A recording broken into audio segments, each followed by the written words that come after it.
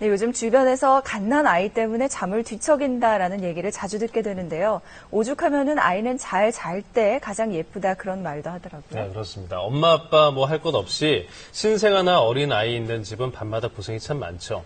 자, 그런데 아이들 수면과 관련해서 알아두면 좋은 정보들이 있습니다. 모은희 기자와 얘기 나눠볼게요. 네, 아이들에게 수면 교육이라는 게 필요하다는 것도 알게 됐는데 우선 그 연령대별로 필요한 수면 시간부터 좀 알아볼까요? 네, 밤에 잠을 잘 때 성장 호르몬의 대부분이 나오기 때문에 아이들은 숙면을 하는 게 무엇보다도 중요한데요. 네. 일반적으로 돌이된 아기의 경우에는 낮잠을 합쳐서 하루에 14시간 정도는 자야 하고요.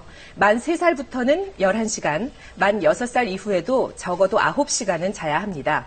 그렇기 때문에 아이들이 잠을 자주 깬다든가 자꾸 뒤척이면서 편하게 자지 못한다면 서둘러 원인을 찾아 고쳐줘야 성장이 방해되는 걸 막을 수 있는데요.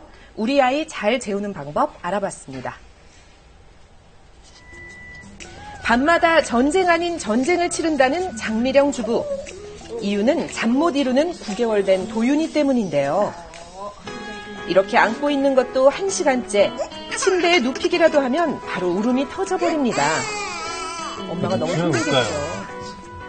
안아줘서 흔들어줘야 이제 엄마랑 같이 있다는 느낌을 받는지 그때서야 이제 막 잠들려고 하더라고요. 보통 한 2시간, 1시간, 2시간 기본으로 잠잘 준비를 하는 것 같아요. 새근새근. 아우, 아이들은 역시 잘 때가 가장 예쁘죠. 귀여워요. 겨우 잠들었지만 여기서 끝이 아니었습니다.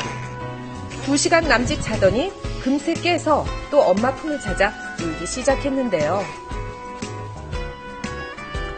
힘들어 보이죠? 3-4번씩 깨는 것 같고요. 지난 9개월 동안 아기가 오래 잔 적이 없어서 한 4-5시간 정도가 최고로 오래 잔 것 같아요. 그래서 전문가의 도움을 받아보기로 했습니다. 도윤이가 밤에 보채지 않고 잘 자려면 어떤 게 필요한지 한번 알아볼까요? 도윤이 같은 경우에는 오전에 햇빛을 쬐고 놀아야 되는데 그 시간에 집에서 잠을 자고 있습니다. 왜 오전에 햇빛이 굉장히 중요하냐면 자외선을 쬐 때 우리 몸에서 좋은 물질이 나와요. 그 물질은 우리의 수면을 도와줄 뿐만 아니라 아기들이 낮과 밤을 자연스럽게 구분할 수 있는 능력을 가지게 합니다. 영아들의 경우는 생후 100일에서 6개월 사이에는 수면 교육을 시작하는 게 좋다는데요. 잠들기 1시간 전부터 목욕과 마사지, 자장가 등의 잠잘 준비 과정을 매일 규칙적으로 반복적으로 실천하면서 이제 잘 때가 됐다는 걸 아기에게 알려주는 겁니다. 자기 전에 아이를 흥분하게 하는 장난감은 피하도록 하고요. 푹 재우기 위해서는 생후 3개월부터 밤중 수유를 끊는 것이 좋은데요. 이를 위해서는 자기 전에 충분히 수유를 합니다. 밤중 수유가 끝난 아기들은요, 아기가 자다가 깬다고 하더라도 우유를 먹이지 마시고요.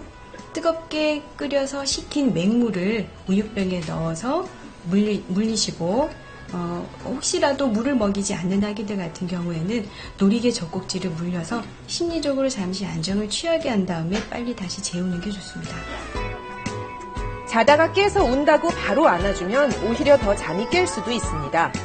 이와 같은 수면 교육이 하루아침에 효과를 발휘하는 건 아닌데요. 강하게 시작했다가 아기가 힘들다고 해서 완전히 포기하셨다가 또 새롭게 강하게 시작하고 또 포기하고 이러한 과정을 반복하는 것은 아기가 오히려 더 혼란스러운 수가 있기 때문에 예민한 아기들 같은 경우에는 강도를 아주 약하게 해서 서서히 긴 기간 동안 서서히 적응할 수 있도록 어머님이 융통성을 발휘하셔야 됩니다. 젖먹이가 아닌 어린이들도 잠을 푹 자지 못하는 일이 많은데요.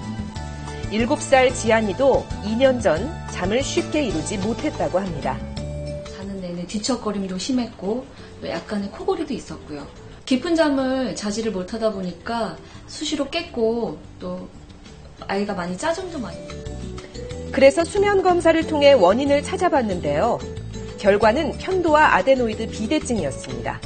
숙면을 못하고 수면이 각성이 일어나서 수면이 분열됐고요. 밤에 원치 않은 그 야뇨 현상이 계속되면서 그 시간당 5번 이하도 움직여야 되는데 5번 이상 움직이면서 깨는 좀 종합적인 수면장애 하나로 처음에 내원했습니다. 아이들의 수면장애는 무호흡증이나 코골이, 다리가 저리고 통증이 오는 하지불안 증후군 같은 질환이 대표적인데요. 시간당 5번 이상 뒤척이거나 입을 벌리고 잔다거나 성장 속도가 더디다면 의심해 볼 수 있습니다. 이렇게 아이들이 잠을 푹 자지 못하면 어떻게 될까요? 우리가 말하는 성장 호르몬이 분비가 되거든요. 특히 첫 번째 깊은 잠일 때 하루 분비량의 80%가 나오니까 일단은 성장에 큰 장애가 생길 수 있습니다. 학습력, 그 다음에 참을 수 있는 지구력, 그 다음에 안정적인 심리 상태, 이런 게 자는 동안에 유지가 되거든요. 그래서 수면을 오랫동안 못하게 되면 정신적, 육체적, 신체적으로 모든 균형이 깨진다고 이해하시면 됩니다. 하지만 어린 아이일수록 빨리 원인을 알고 잡아주면 쉽게 치료가 가능한데요. 지안이도 꾸준한 치료를 통해 지금은 잠을 푹 잘 수 있게 됐다고 합니다. 예전에는요, 자는 게 불편했는데요. 이제는요, 편해졌어요. 아이를 잘 재우기 위해서는 잠들기 1~2시간 전에는 TV 시청이나 음식물 섭취는 제한해야 하고요.